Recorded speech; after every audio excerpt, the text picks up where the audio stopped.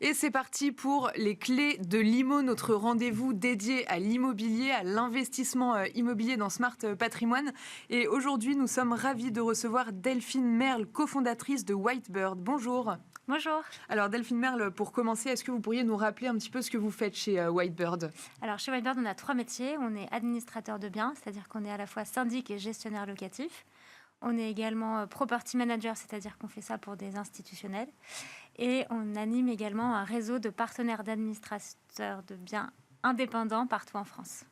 Alors, vous allez nous parler un peu en détail de pourquoi il ne faudrait pas rater une assemblée générale cette année. Mais avant de rentrer vraiment dans le cœur du sujet, quel est le rôle concret d'une assemblée générale de copropriété ? Alors, une assemblée générale de copropriété, c'est vraiment la colonne vertébrale de la vie de la copropriété. C'est le moment où tout se décide, où tout se planifie.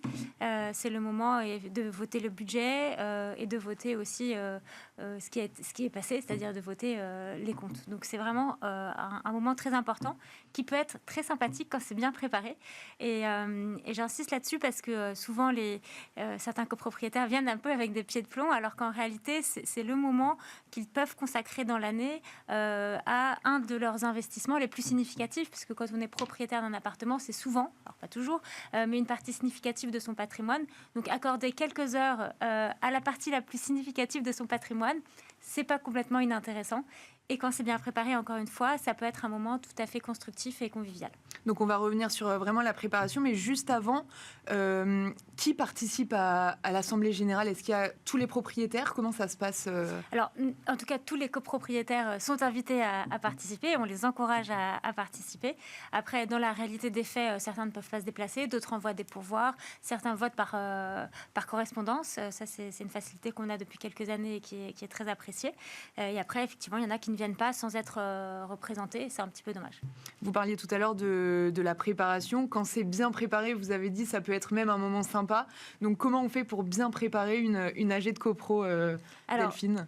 Donc, il y a deux cas de figure. Il y a le cas d'une copropriété avec un syndic bénévole. Donc, c'est certains copropriétaires qui assurent la gestion de la copropriété. Donc, ça, c'est quand même une partie relativement faible du parc en France. Donc, après, souvent, les copropriétés sont gérées par un syndic. Donc, il y a un travail collaboratif entre le syndic et le conseil syndical, c'est-à-dire les copropriétaires qui s'investissent un peu plus que les autres dans la vie de la copropriété et qui représentent les autres copropriétaires pour tout un tas de décisions et puis qui gèrent la relation avec le syndic pour donner les grandes directions.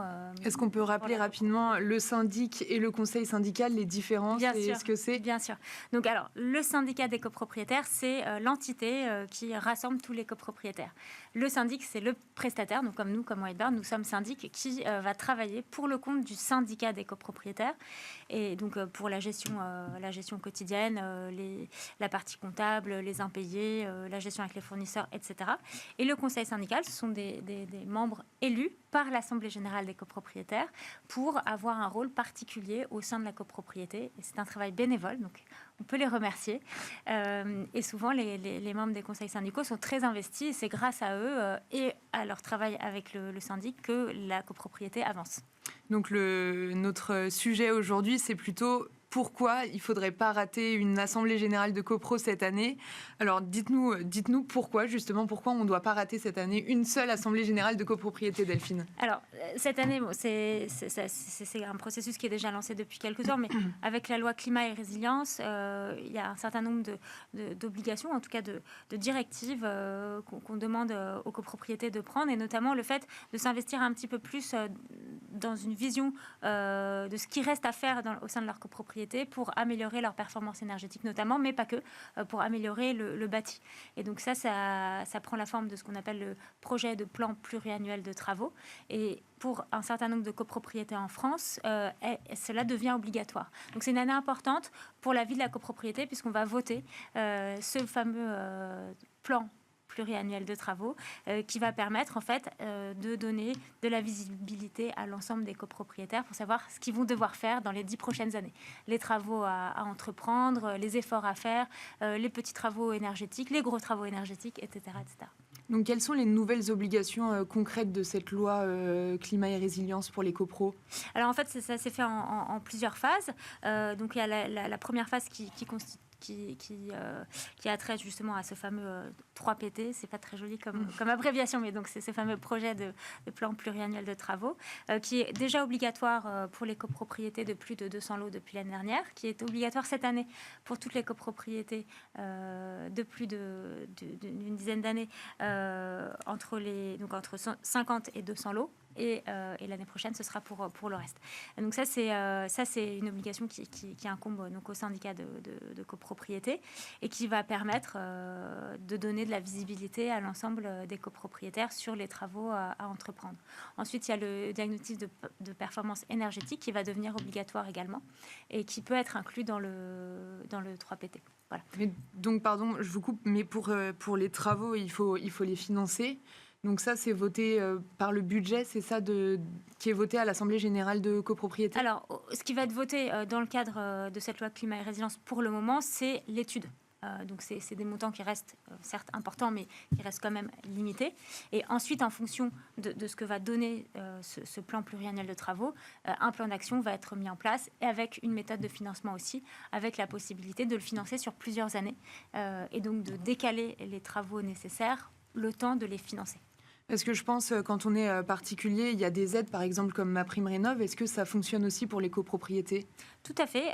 En fait, il y a déjà, rien qu'au niveau du diagnostic, donc au niveau de la première partie qui est une partie de l'étude, il y a une partie qui peut se faire financer, tout à fait. Donc ça va dépendre de ce qu'on appelle les ALEC, donc des associations locales pour le climat. Et en fonction de l'endroit où vous habitez, les aides peuvent varier. D'accord. En tout cas, il y a de l'aide à demander. Et après, une fois que le plan d'action est connu et validé, il y a également la possibilité d'aller se faire financer, de faire financer la copropriété, tout à fait. Et très rapidement, pour finir, quels sont les critères d'éligibilité pour justement être aidé par ces aides? Eh bien, ça va dépendre de la nature des travaux et de leur impact énergétique. D'accord. C'est-à-dire que, en fonction de l'économie que vous allez pouvoir réaliser, un financement sera envisageable ou non. Voilà. D'accord. Et donc ça, c'est un critère évidemment qui semble assez logique, puisque l'idée, c'est de soutenir les travaux qui vont avoir un impact sur la performance énergétique des bâtiments. En revanche, les finances ne viennent pas forcément pour l'embellissement, pour d'autres choses qui peuvent parfois être très, très utiles et très agréables. Mais évidemment, là, dans ce cadre-là, les aides visent plutôt les travaux qui vont avoir un impact significatif. Merci beaucoup Delphine Merle, vous êtes la cofondatrice de Whitebird. Merci d'avoir répondu à toutes ces questions. Et quant à nous, on se retrouve tout de suite dans Enjeux Patrimoine.